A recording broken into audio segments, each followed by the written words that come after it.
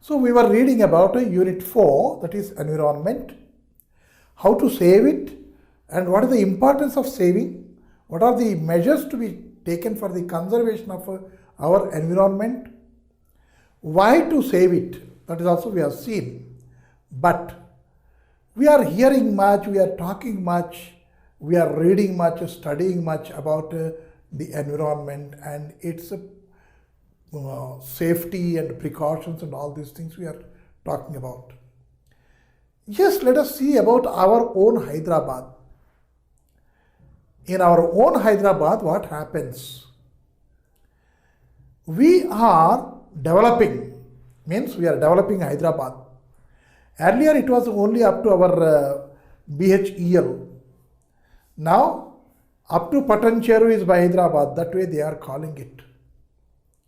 Earlier it was only here Erramanjal is the last and this road goes to Sanat Nagar, very lonely, there was nothing either side, right? And it used to, Sanat Nagar used to be the last place for Hyderabad.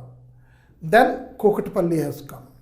Then your Madhapur, Miapur and all these things one by one, they have increased. When it is being increased, what happens actually? Actually what happens is the occupation of the land. Occupation, that means we have to occupy it. We have to build our houses. Then where from we get the place? Land. So we are to encroach some other land. What is some other land? The land which is earmarked for the jungle, that is for the forest area, or some other, because we are rapidly developing, either say for our houses we may develop, schools, hospitals, railway stations, or your bus stops, or your factories, anything, industries. We have to increase. We want more and more land. And in that crave for development or crave for getting the land, what happened is the Hyderabad lost its glory. What is the glory of Hyderabad? It used to have the heritage rocks. Heritage rocks means from here. Now, Amirpet, if you see, there are no rocks at all. Buildings are there. This Amirpet, it was there, but not this developed Amirpet. Then a jungle, a kind of jungle was there. There are rocks. What is the importance of this rock? Why we are talking about rocks and rocks and rocks? The importance of rocks means there is a huge tall rock. And on that again, there is a very big wide rock, just like a cross like this. And again there is a small rock here. Means as if somebody is standing, as if somebody has sculpted that rock into that statue like. How it occurred, how it has come into existence. Has somebody put rock over rock and one more rock over there? No. That is the wonder or magic of your nature. Corrosion. Due to air corrosion, the rock which was there, it got corroded because of the air which was twisting, going over there, and that is left. Right? And likewise, there were many rocks. As you pass through this Begumpet station, if you leave, if you are traveling on the train, and until you reach very far, that means your Lingampet and even Vikarabad if you are passing, then both the sides of your railway track, we used to witness these rocks, wonderful rocks. Some are just like the threshold of a big door. Some are just like, somebody has put big rocks, one over like that. And a very round shaped rock. Very big. That way there used to be n number of rocks. Now, as I leave this Sanat Nagar station here in the train, whatever the distance I travel, I don't see these rocks. What happened to these rocks? we lost them. And these are called as the heritage rocks of Hyderabad, and we lost them. Means what? We have just occupied that heritage land. Why? By the name of development. So, by the way of development, we have taken away some rocks, and some rocks they got destroyed by themselves because of pollution. Whatsoever, now these heritage rocks we cannot see. And certain rocks they have been kept in certain areas so that people can come and visit. These kind of rocks were there. By seeing a simple, only one rock or so, people are getting wondered by seeing that. And if there are a number of such rocks in a plain, how do you feel? Just let us understand. That is what we have a paragraph here about those passages here about those rocks. Here, nature sculptors working to save geological heritage. And here what we can see is the gigantic boulders inspire creativity and reverence in people. Gigantic means very big rocks, boulders. Rock is small one, right? Stone is small, rock this much, boulder is a bigger one. Boulders, and they inspire creativity. And if you see, it is just like a man standing over there, or it is just like a elephant standing there, or it is just like a horse. You just imagine, see the rock and just imagine it. That resembles that. Your imagination resembles that rock, or that rock resembles your imagination. So by that you get a kind of inspiration. So, and reverence also, reverence, a great respect for the nature, how it could make out such kind of sculptures, right? Forcing them to look beyond the obvious shapes to create imaginary forms. These rocks seem to strike poses and imitate life.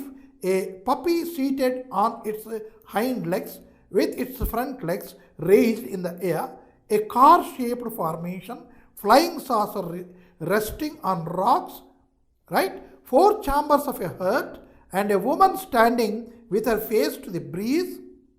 These are just a few shapes that tickle your imagination. It is no wonder then that people have taken to naming certain rocks after the shape, think they resemble, or the idea they think they epitomize.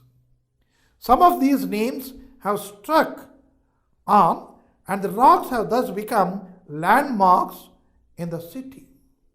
And in some other places, rocks with their symbolic shapes have inspired the devout. Natural openings and cave-like structures formed by the rocks have been used as temples by locals. Many people even consider them as symbols of the divine and worship these silent sentinels. So now you can see how the rocks used to stand there, in what shapes. Right? If you see that, you feel the divine presence of God over there. And so people started worshipping deities over there, because there is a natural cave-like structure inside. And inside there is a certain rock resembling the deity over there. People started worshipping it when they go inside. So these are all the things which still talk with their mere tongues that the God is present everywhere. Who made it? Who could make like that? Who is a sculptor to make that puppy like, a horse like, camel like, elephant like, right? So these are the things. And moreover, the ecological imbalance. That is, we are not having the rains in time. And the winds having the dust, etc. Not only dust, etc. It has the poisonous gases with them. right? It not only affects the human beings, but also affect the buildings, monumental buildings, very, very, very old buildings, which have been taken into the list of the World Heritage. Just like your Taj Mahal. People say the Taj Mahal is getting pinkish color. Taj Mahal is getting a pale yellow color and its luster is shading away. People talk many things. Why? Because of this environment and the what we can say is a contamination in the environment, pollution in the environment. People say there can be acid rains. What can be? It is because of your carbon emittance into the atmosphere. There can be rains. People talk some wonders that it is a red rain in that area. Why it should not? The air is such polluted with the chemicals. Those chemicals, because of the litmus, this one, right? It may become red. It may rain.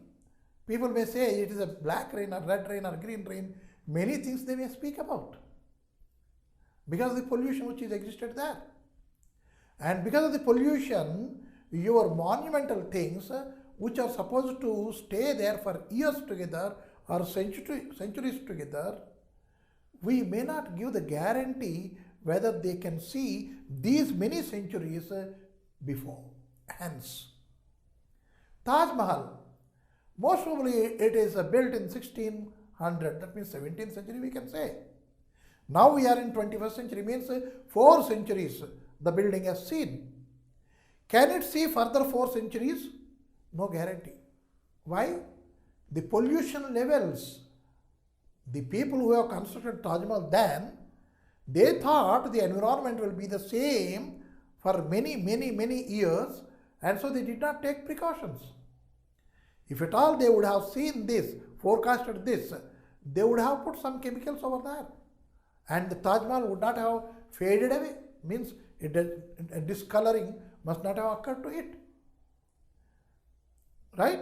And again your Golconda Fort here, you can see. And what about your Charminar? Way back in 50s I have seen Taj Mahal, our Charminar. And I enjoyed it. When I had seen that, I enjoyed it. When I see now, of course not now, about 5 years ago I had been there, I did not like the place. Why?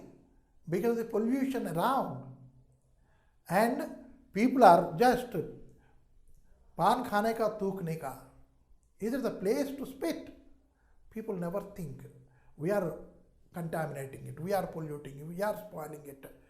That here, through this, when we read it, we have to take care for that. We have to see that our environment is neat and clean.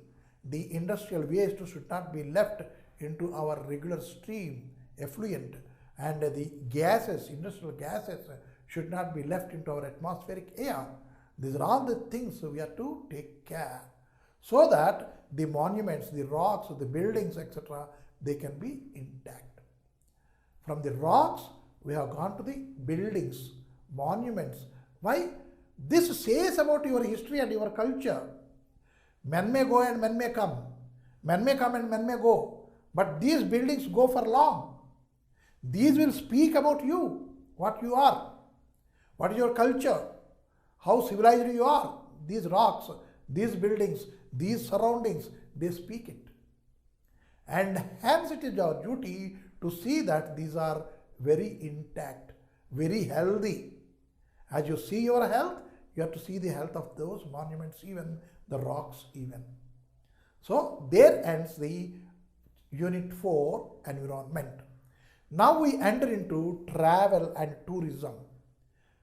Travel and tourism, why we should read about? We should read about it because it is one of the industries. Money fetching, right? Money fetching means what? The money which is in roll. That money we are getting here. And maybe foreign currency also, maybe we are getting it. And so this industry is a very flourishing industry. You should know it.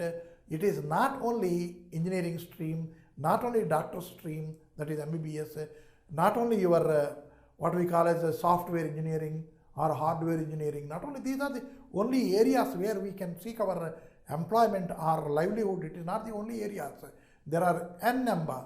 Certain people say I will become an IPS, IAS and all these things.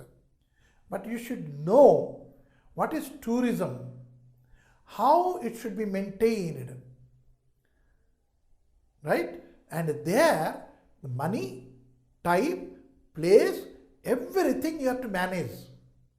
Not only that, you have to manage people there. And that is totally called as your tourism industry. Now let us see what is that we have here in this lesson and what I am to say about it. So we were reading about unit 4, that is environment, how to save it and what is the importance of saving, what are the measures to be taken for the conservation of our environment, why to save it, that is also we have seen. But we are hearing much, we are talking much, we are reading much, studying much about the environment and its safety and precautions and all these things we are talking about. Yes, let us see about our own Hyderabad.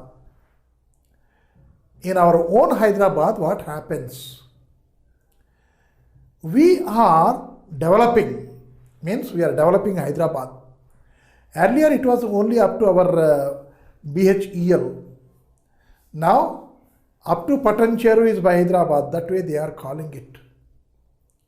Earlier it was only here Erramanjal is the last and this road goes to Sanat Nagar, very lonely, there was nothing either side, right? And it used to, Sanat Nagar used to be the last place for Hyderabad. Then Kokatpalli has come. Then your Madhapur, Miapur and all these things one by one, they have increased. When it is being increased, what happens actually? Actually what happens is the occupation of the land. Occupation, that means we have to occupy it. We have to build our houses. Then where from we get the place? Land. So we are to encroach some other land. What is some other land? The land which is earmarked for the jungle, that is for the forest area or some other, because we are rapidly developing, either say for our houses we may develop, schools, hospitals, railway stations or your bus stops or your factories, anything, industries. We have to increase. We want more and more land. And in that crave for development or crave for getting the land, what happened is the Hyderabad lost its glory. What is the glory of Hyderabad? It used to have the heritage rocks. Heritage rocks means from here. Now, Amirpet, if you see, there are no rocks at all. Buildings are there. This Amirpet, it was there, but not this developed Amirpet. Then a jungle, a kind of jungle was there. There are rocks.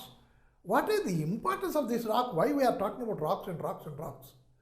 The importance of rocks means there is a huge tall rock. And on that again, there is a very big wide rock, just like a cross like this. And again there is a small rock here. Means as if somebody is standing, as if somebody has sculpted that rock into that statue like. How it occurred, how it has come into existence. Has somebody put rock over rock and one more rock over there? No. That is the wonder or magic of your nature. Corrosion. Due to air corrosion, the rock which was there, it got corroded because of the air which was twisting going over there, and that is left. Right? And likewise, there were many rocks as you pass through this Begumpet station, if you leave, if you are traveling on the train, and until you reach very far, that means your Lingampet and even Vikarabad, if you are passing, then both the sides of your railway track, we used to witness these rocks, wonderful rocks. Some are just like the threshold of a big door. Some are just like somebody has put big rocks one over like that, and a very round shaped rock, very big. That way there used to be n number of rocks.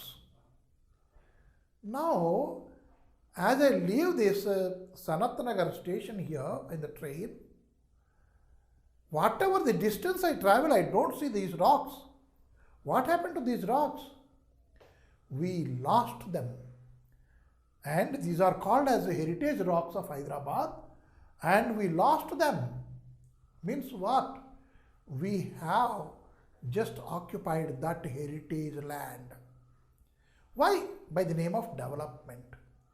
So, by the way of development, we have taken away some rocks, and some rocks they got destroyed by themselves because of pollution. Whatsoever, now these heritage rocks we cannot see. And certain rocks they have been kept in certain areas so that people can come and visit. These kind of rocks were there. By seeing a simple, only one rock or so, people are getting wondered by seeing that. And if there are n number of such rocks in a plain, how do you feel? Just let us understand. That is what we have a paragraph here about those passages here, about those rocks. Here, nature sculptors working to save geological heritage.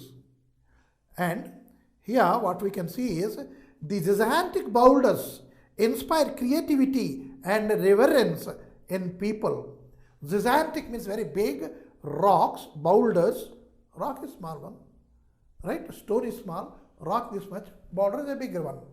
Boulders, and they inspire creativity.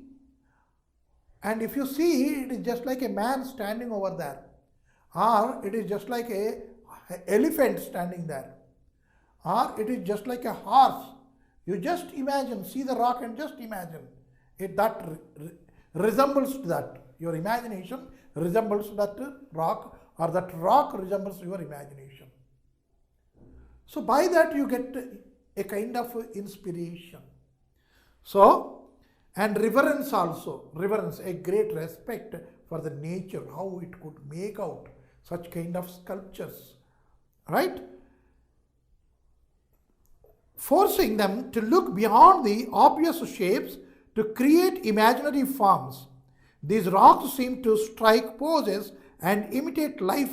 A puppy seated on its hind legs with its front legs raised in the air, a car-shaped formation, flying saucer resting on rocks, right? 4 chambers of a heart, and a woman standing with her face to the breeze.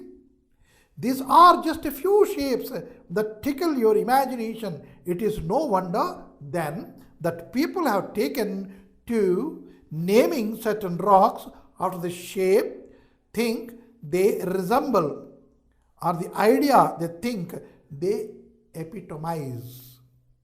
Some of these names have struck on, and the rocks have thus become landmarks in the city. And in some other places, rocks with their symbolic shapes have inspired the devout. Natural openings and cave-like structures formed by the rocks have been used as temples by locals. Many people even consider them as symbols of the divine and worship these silent sentinels. So now you can see how the rocks used to stand there, in what shapes. Right? If you see that, you feel the divine presence of God over there. And so people started worshipping deities over there, because there is a natural cave-like structure inside. And inside there is a certain rock resembling the deity over there. People started worshipping it when they go inside. So these are all the things which still talk with their mere tongues that the God is present everywhere. Who made it? Who could make like that? Who is a sculptor to make that puppy-like, horse-like, camel-like, elephant-like, right? So these are the things. And moreover, the ecological imbalance. That is, we are not having the rains in time. And the winds having the dust, etc. Not only dust, etc. It has the poisonous gases with them. Right? It not only affects the human beings, but also affect the buildings, monumental buildings, very, very, very old buildings, which have been taken into the list of the World Heritage. Just like your Taj Mahal. People say the Taj Mahal is getting pinkish color. Taj Mahal is getting a pale yellow color and its luster is shading away. People talk many things. Why? Because of this environment and the what we can say is a contamination in the environment, pollution in the environment. People say there can be acid rains. What can be? It is because of your carbon emittance into the atmosphere. There can be rains. People talk some wonders that it is a red rain in that area. Why it should not? The air is such polluted with the chemicals. Those chemicals, because of the litmus, this one, right? It may become red. It may rain. People may say it is a black rain or red rain or green rain. Many things they may speak about. Because of the pollution which is existed there. And because of the pollution, your monumental things which are supposed to stay there for years together or centuries together, we may not give the guarantee whether they can see these many centuries before. Hence, Taj Mahal, most probably it is built in 1600, that means 17th century we can say. Now we are in 21st century, means 4 centuries the building has seen. Can it see further 4 centuries? No guarantee. Why? The pollution levels. The people who have constructed Taj Mahal then, they thought the environment will be the same for many, many, many years, and so they did not take precautions. If at all they would have seen this, forecasted this, they would have put some chemicals over there. And the Taj Mahal would not have faded away, means discoloring must not have occurred to it. Right? And again your Golconda Fort here, you can see. And what about your Charminar? Way back in 50s I have seen Taj Mahal, our Charminar. And I enjoyed it. When I had seen that, I enjoyed it. When I see now, of course not now, about 5 years ago I had been there, I did not like the place. Why? Because of the pollution around. And people are just pan khane ka thukne ka. Is it the place to spit? People never think. We are contaminating it, we are polluting it, we are spoiling it. That here, through this, when we read it, we have to take care for that. We have to see that our environment is neat and clean. The industrial waste should not be left into our regular stream, effluent, and the gases, industrial gases, should not be left into our atmospheric air. These are all the things we have to take care, so that the monuments, the rocks, the buildings, etc., they can be intact. From the rocks, we have gone to the buildings, monuments. Why? This says about your history and your culture. Men may go and men may come. Men may come and men may go. But these buildings go for long. These will speak about you, what you are, what is your culture, how civilized you are. These rocks, these buildings, these surroundings, they speak it. And hence it is our duty to see that these are very intact, very healthy. As you see your health, you have to see the health of those monuments, even the rocks even. So there ends the Unit 4, Environment. Now we enter into travel and tourism. Travel and tourism, why we should read about? We should read about it because it is one of the industries. Money fetching, right? Money fetching means what? The money which is in roll. That money we are getting here. And maybe foreign currency also, maybe we are getting it. And so this industry is a very flourishing industry. You should know it. It is not only engineering stream, not only doctor stream, that is MBBS, not only your what we call as a software engineering or hardware engineering. Not only these are the only areas where we can seek our employment or livelihood. It is not the only areas. There are n number. Certain people say I will become an IPS, IAS and all these things. But you should know what is tourism, how it should be maintained, right? And there, the money, time, place, everything you have to manage. Not only that, you have to manage people there. And that is totally called as your tourism industry. Now let us see what is that we have here in this lesson and what I am to say about it. Now, where is it situated? It is on the plains. Waterfall not there. And again, vegetation. Vegetation means nothing but trees, plants, grass, and everything. If that is not there, there should be there to get the water from the underground and gets evaporated. These are the means. Those are not there. And third again, wild animals, vegetation, wild animals. What vegetation we have? Natural vegetation over there. We used to read, for wheat there are certain conditions, for rice to go there are certain conditions, sugarcane to grow certain conditions, and your cotton to grow certain conditions are required, and for your tobacco, chili, all these things we read it. But now every person wanted this everything to be cultivated. Hybrid they call. Means circumstances, out of the conditions and out of the circumstances they are growing it. So they don't bother for it. But we should go as per the specified vegetation.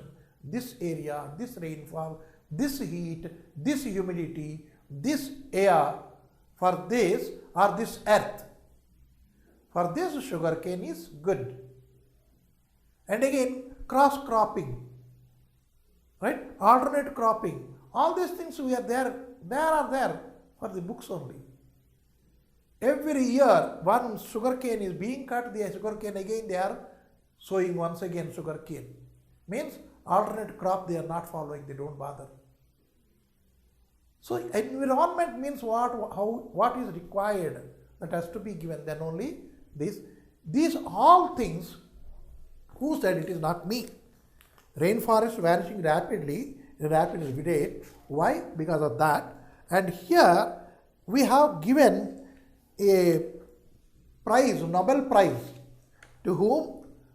To a person from Africa, Wangari Maathai stated the Green Belt movement and also fought for equal rights of women in Africa. From Africa, Wangari Maathai, a person, she has started Green Belt Revolution. Means she could able to understand the value of your earth and earth's produce. What is the main act the earth does in your life? You should understand. Now, this is an interview form, a question and an answer. Now, how is peace connected to a good environment? She has been given a Nobel Prize for peace. Why? She is a good environmentalist. So what is the connection between this peace and environment? That was the question put to her. What is the answer you can see? Many wars that are fought in the world are fought over natural resources. How rightly she said, you see. Many wars have been fought only for the natural resources. India, 1857, Sipahis Mutiny. Why? Britishers have come and they established their own settlements here and they started producing something which is a very new thing for our farmers. Blue. Right? Our farmers, they don't want it. They didn't want. Why? The earth is getting completely infertile. They don't want it. But they want. There is a war. Whenever there are loss of resource, and not only loss of resource, okay, French people have come, Dutch people have come, Portuguese people have come. All they want to fight for the same resource here. Then war occurs. And in Africa, if you see, diamonds are there, gold is there, and many other produce is there. And people want over there. And there is war. Wherever war is there, because of that only, to occupy the natural resources. So, many wars that are fought in the world are fought over natural resources. Some wars are fought because the environment is so degraded that it is not able to support communities, and so they fight over the little that is left. Exactly 1857, the same thing. Sipahis Mutiny, we said. There are many reasons, but one of the most reason is that people started non-cooperation. We don't want to. Only if you go away, then we are going to cooperate you. That is also a kind of war only. Why? My land it is, and they are making it completely infertile. So, if at all they go away, how can I survive here? A big question mark has come, and so wars started. So, others are fought because some people want to take a lot of resources to control them and to keep many other people out. These are the three reasons why wars are being fought, even today. Even today also wars are being fought. Why? Resources, natural resources. We want that. That part is mine. And so war is going on. Ceasefire is going on. And enmity is going on. It is that. We don't want to shed that. Right? So, means very simply she said, if you are going to safeguard your natural resources, there would be no war. Peace can be established everywhere. So, second question. What was the environment like when you were young, and how did you go about saving it? Now, just you think. When your grandfather was young, how was the environment? Just ask him. How is the environment now? Just assess yourself. Is it not your duty to safeguard it? That is what is the thing. When I was a child, which is almost more than 50 years ago, the environment was very pristine.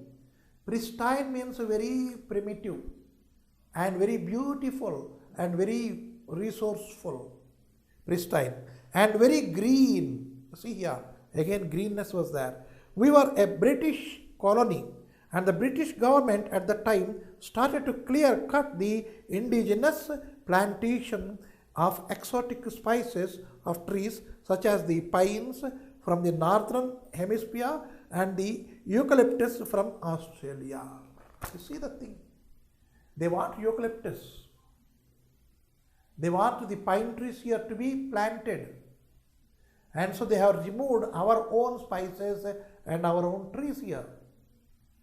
What are the, what we can say, the eucalyptus trees, do you know? Eucalyptus tree, the root, it goes on elongating in the earth to the extent wherever water is there. That is eucalyptus. Means scarcity of water will be there wherever eucalyptus trees are there. Underground water will be zero. Because it drinks, it takes it. And if it takes that much water voraciously, then only it can keep that essence with them. And that is what the British want. And so they have started hampering the natural resources and environment. People want to fight against that only. So, what happened when you started working with the women? And she brought the women force into working. And what happened? Well, the first time when I told them, let us plant trees, the women said they did not know how to plant trees. Yeah, how to plant it I do not know. And so she has shown it, how to grow it, how to plant it. And when we plant a tree, what is the usage out of it? What is the profit we are going to get out of that? She had explained. And then everything started. What transformation did you see? Earlier, they were not knowing how to plant it. Right? So, one of the biggest transformation that I saw was that ability of an ordinary illiterate woman to get to understand and to be able to plant trees that in 5 or 10 years became big trees, and she was able to cut them and be able to give herself energy, to be able to sell those trees and give herself an income, to be able to feel confident that she had done something for herself. That sense of pride, sense of dignity, that they are not begging, that they are doing things for themselves was very empowering. Not only that, she had increased the natural resources, she had taught the women how to be dignified, how they should have the power. Earning capacity increased, and so they need not to beg. They can live on themselves because she can say it is my tree. That way she made the individuals as free people. So how do you think you can influence the rest of Africa? Of course, if you could able to influence a handful of women, and the income or the outcome is very good out of that, ultimately people will be attracted to her work and they start, and by that she could able to save the environment, and also she had made women independent, empowered, women empowered, that both the things she could able to do at a go. What is the one thing we can do now? For me, my greatest activity is to plant a tree. I think that a tree is a wonderful symbol for the environment, and when we plant a tree, we plant hope. We plant the future for ourselves, for our children, for the birds. We plant something that will last long after we are gone. When we are planting a tree, what we are doing is, you are leaving something to the next generation, not only to your own sons and daughters. You are doing a certain thing for the birds, for the animals, for the insects, whatsoever living thing is there on the earth.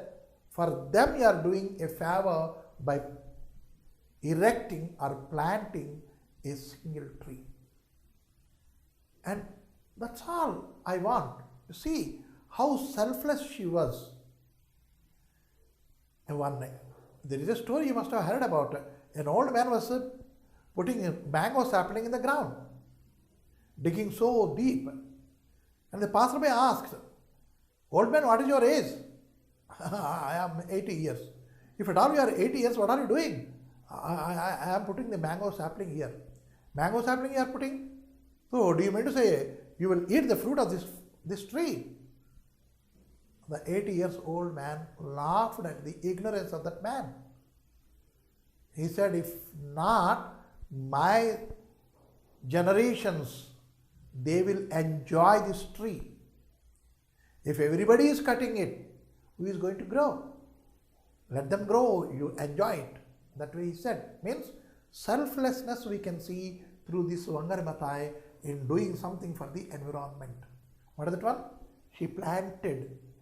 She has seen the natural vegetation to grow by itself. One thing. And thereby wildlife. And thereby remaining everything, every life could able to be saved by that, by one tree. And now, what more we have about environment is this. In Kerala, if you see, they have used biotechnology, right? And also Ayurveda as the mainstream of medicine they have started. Whatever the disease is, maybe chronic disease, you are getting, when you are suffering it since long. And if you go there, they find out what is the reason behind, and they put the medicines purely made out of the plants, right? And the plants which have been taken and they have used as the medicines, and the leaves etc. which are fallen, and that has been used as the what we can say raw material for the biogas, right? And again whatever is left over, that has been used as your fertilizers, manures, right? That way they have developed. So here you can see biotech has succeeded in tackling the problem of the dumping of food waste. Food waste. If a marriage is there, you can see such a lot of food is wasted. What do we do? This is our house, that is a compound, and just from this side to that side we will pour it, dump it outside. It will be stinking. We don't bother. What has to be done then? You put a pit, you put it, dump it. Then what will happen? What so will happen? Let it happen. Simply dig a pit and put it in that way. That is what has been taught by the Kerala people, dumping food waste in the streets of Kerala through the installation of biogas plants. That is a biogas plant. Put a deep pit, put all the waste over there and make a chimney like thing, put a this one. Gas comes and that gas will go, and it has the, because our body, as I said already earlier in this one, what is it one? Hydrocarbon. Carbon has the capacity of burning, and your hydrogen, it also has the burning. So that gas which comes, biogas, it also burns. We can use it in our kitchen, and we can use it for what we can as to generate some electricity or some energy or some power. We can use it. That is the Kerala way, right? And you can see here, to date, biotech has built and installed an impressive 12,000 domestic plants, 160 of which are used human waste to avoid contamination of the groundwater, 220 institutional plants, and 17 municipal plants that use waste from markets to power generators. These markets are there, Raitu Bazaar. In the morning also if you go, stinking, evening also stinking. Why? That has to be removed. There is no time. And remove means what? They remove and keep it aside. Not that. You remove it and transport it and dump it somewhere. You will get your biogas there. You need not to bother for anything. Simply you have to dump it. Right? So this is what we have seen, what we can do as individuals for the environment and its safety. And there are 3 villages. And these 3 villages, they have been affected by the waste. It doesn't belong to their village, the waste. Then it has been dumped over there. And if it all is dumped over there, what is the effect of that? Nobody bothered. That is what we are going to read in paragraphs. I will read it for you to understand about these 3 villages, and who is the main reason for that also, you will be knowing it. Now, where is it situated? It is on the plains. Waterfall not there. And again, vegetation. Vegetation means nothing but trees, plants, grass, everything. If that is not there, They should be there to get the water from the underground and gets evaporated. These are the means. Those are not there. And third again, wild animals, vegetation, wild animals. What vegetation we have? Natural vegetation over there. We used to read, for wheat there are certain conditions, for rice to go there are certain conditions, sugarcane to grow certain conditions, and your cotton to grow certain conditions are required, and for your tobacco, chili, all these things we read it. But now every person wanted this everything to be cultivated. Hybrid they call. Means circumstances, out of the conditions and out of the circumstances they are growing it. So they don't bother for it. But we should go as per the specified vegetation. This area, this rainfall, this heat, this humidity, this air, for this or this earth. For this sugarcane is good. And again, cross cropping, right? Alternate cropping. All these things we are there for the books only. Every year, one sugarcane is being cut, the sugarcane again they are sowing once again sugarcane. Means alternate crop they are not following, they don't bother. So environment means what is required, that has to be given. Then only this. These all things, who said? It is not me. Rainforest vanishing rapidly, in rapid rate. Why? Because of that. And here we have given a prize, Nobel Prize, to whom? To a person from Africa, Wangari Maathai stated the Green Belt movement and also fought for equal rights of women in Africa. From Africa, Wangari Maathai, a person, she has started Green Belt Revolution. Means she could able to understand the value of your earth and earth's produce. What is the main act the earth does in your life? You should understand. Now, this is an interview form, a question and an answer. Now, how is peace connected to a good environment? She has been given a Nobel Prize for peace. Why?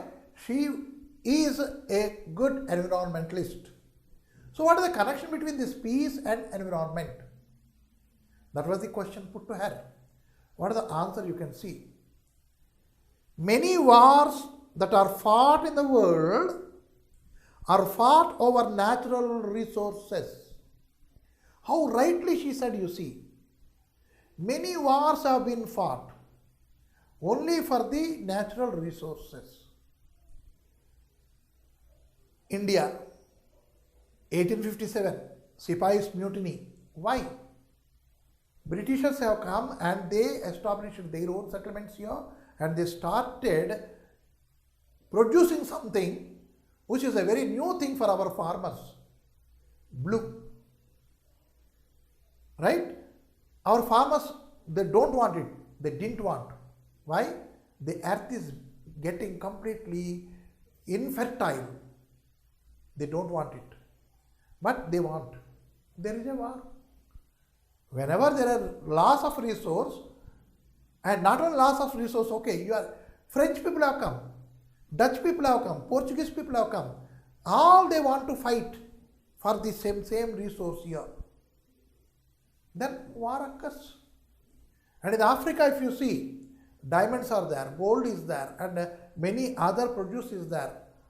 And people want over there. And there is war. Wherever war is there, because of that only, to occupy the natural resources. So, many wars that are fought in the world are fought over natural resources. Some wars are fought because the environment is so degraded that it is not able to support communities, and so they fight over the little that is left. Exactly 1857, the same thing. Sipahis mutiny, we said. There are many reasons, but one of the most reason is that people started non-cooperation. We don't want to. Only if you go away, then we are going to cooperate you. That is also a kind of war only. Why? My land it is, and they are making it completely infertile.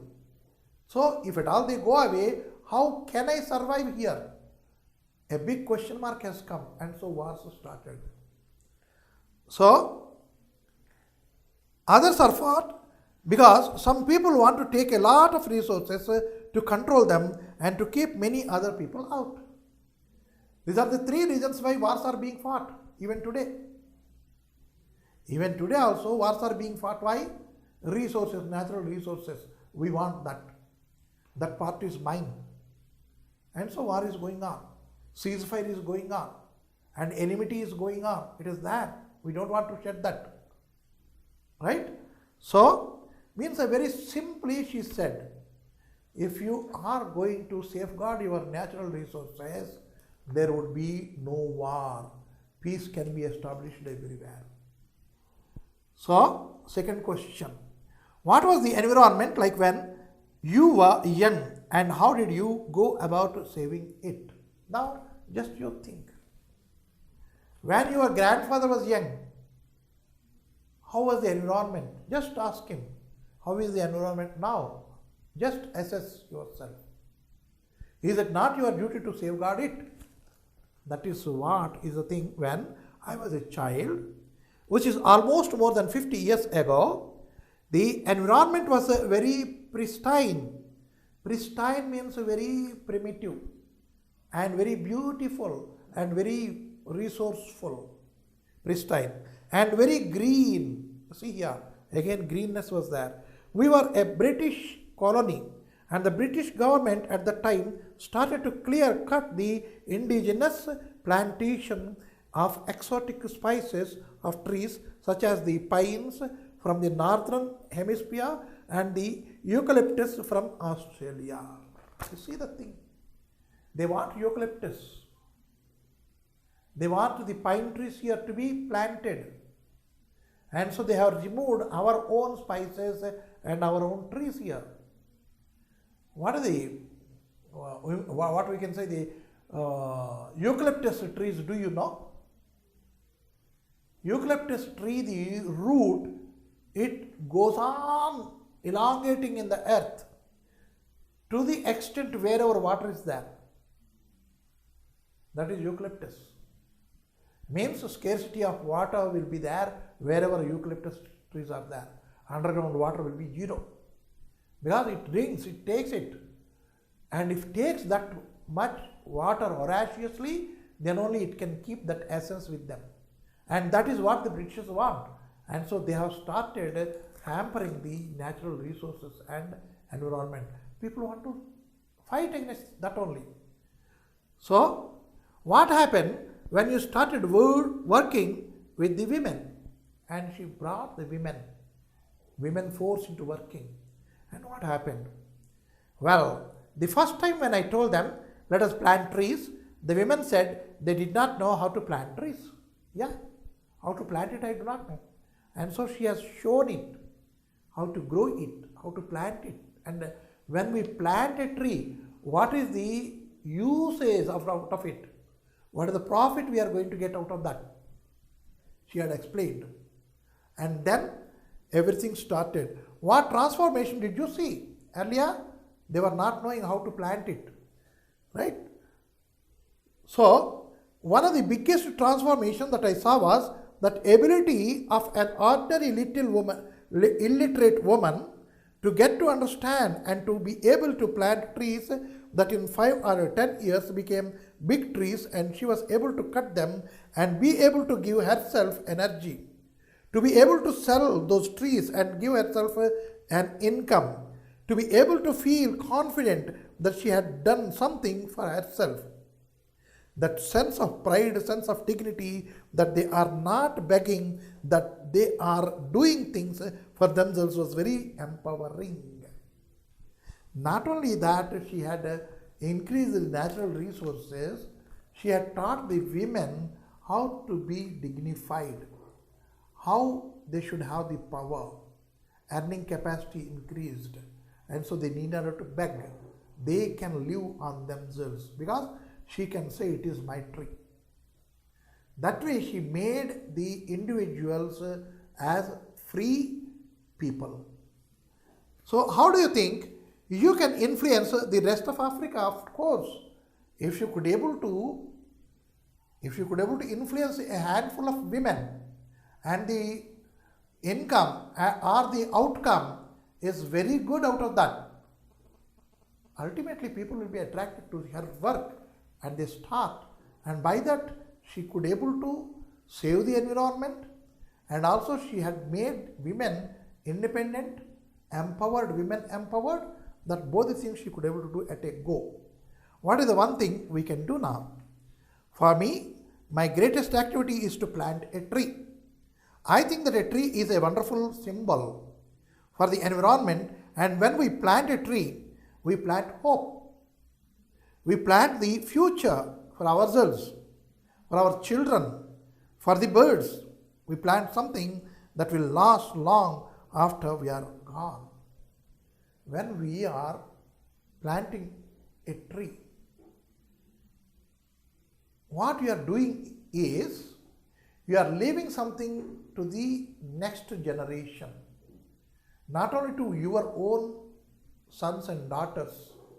You are doing a certain thing for the birds, for the animals, for the insects, whatsoever living thing is there on the earth. For them you are doing a favor by erecting or planting a single tree. And that's all I want. You see how selfless she was. And one night, there is a story you must have heard about. An old man was putting a mango sapling in the ground, digging so deep. And the passerby asked, "Old man, what is your age?" "I am 80 years. If at all you are 80 years, what are you doing?" I am putting the mango sapling here." "Mango sapling you are putting? So do you mean to say you will eat the fruit of this tree?" The 80 years old man laughed at the ignorance of that man. He said, "If not, my generations, they will enjoy this tree. If everybody is cutting it, who is going to grow? Let them grow, you enjoy it." That way he said. Means selflessness we can see through this Wangari Maathai in doing something for the environment. What is that one? She planted.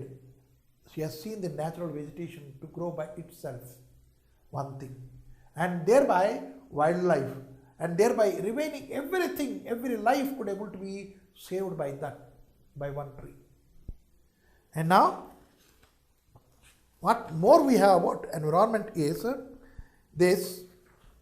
In Kerala, if you see, they have used biotechnology, right? And also Ayurveda as the mainstream of medicine they have started. Whatever the disease is, maybe chronic disease, you are suffering it since long. And if you go there, they find out what is the reason behind, and they put the medicines purely made out of the plants, right? And the plants which have been taken and they have used as the medicines, and the leaves etc. which are fallen, and that has been used as the what we can say raw material for the biogas, right? And again whatever is left over that has been used as your fertilizers, manures, right? That way they have developed. So here you can see biotech has succeeded in tackling the problem of the dumping of food waste. Food waste. If a marriage is there, you can see such a lot of food is wasted. What do? This is our house, that is a compound, and just from this side to that side we will pour it, dump it outside. It will be stinking. We don't bother. What has to be done then? You put a pit, you put it, dump it. Then what will happen? What so will happen, let it happen. Simply dig a pit and put it in that well. That is what has been taught by the Kerala people, dumping food waste in the streets of Kerala through the installation of biogas plants. That is a biogas plant. Put a deep pit, put all the waste over there and make a chimney like thing, put a this one. Gas comes and that gas will go and it has the, because our body, as I said already earlier in this one, what is one? Hydrocarbon. Carbon has the capacity of burning, and your hydrogen, it also has the burning. So that gas which comes, biogas, it also burns. We can use it in our kitchen, and we can use it for what we can as to generate some electricity or some energy or some power. We can use it. That is the Kerala way, right? And you can see here, to date, Biotech has built and installed an impressive 12,000 domestic plants, 160 of which are used human waste to avoid contamination of the groundwater, 220 institutional plants, and 17 municipal plants that use waste from markets to power generators. These markets are there, Raitu Bazaar. In the morning also if you go, stinking, evening also stinking. Why? That has to be removed. There is no time. And remove means what? They remove and keep it aside. Not that you remove it and transport it and dump it somewhere, you will get your biogas there. You need not to bother for anything, simply you have to dump it. Right? So this is what we have seen, what we can do as individuals for the environment and its safety. And there are 3 villages. And these 3 villages, they have been affected by the waste. It doesn't belong to their village, the waste. Then it has been dumped over there. And if at all it is dumped over there, what is the effect of that? Nobody bothered. That is what we are going to read in paragraphs. I will read it for you to understand about these 3 villages, and who is the main reason for that also, you will be knowing it.